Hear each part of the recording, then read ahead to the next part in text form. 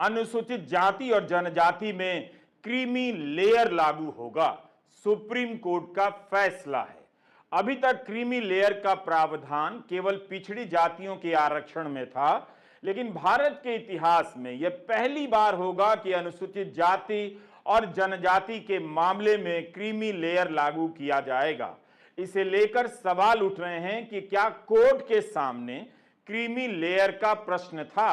क्या सरकार अनुसूचित जाति और जनजाति के भीतर क्रीमी लेयर की बात को स्वीकार करेगी या कानून बनाकर कोर्ट के फैसले को पलट देगी? Chief justice D.Y.. चंद्रचूड़ ने कहा है कि क्रीमी लेयर लागू हो।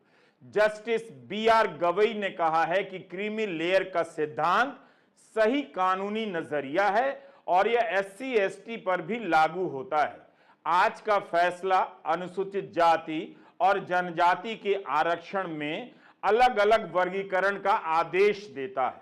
जिस तरह से OBC आरक्षण के भीतर अति पिछड़ा वर्ग को आरक्षण दिया जाता है, यह फैसला वर्गीकरण के साथ साथ यह भी स्वीकार करता है कि अनुसूचित जाति के भीतर भी एक जाति दूसरी जाति के साथ भेदभाव करती है और छुआछूत का बर्ताव भी। इन्हें समान रूप से देखना ठीक नहीं। लेकिन क्या इसी आधार पर अनुसूचित जाति और जनजाति के भीतर वर्गीकरण किया जा सकता है?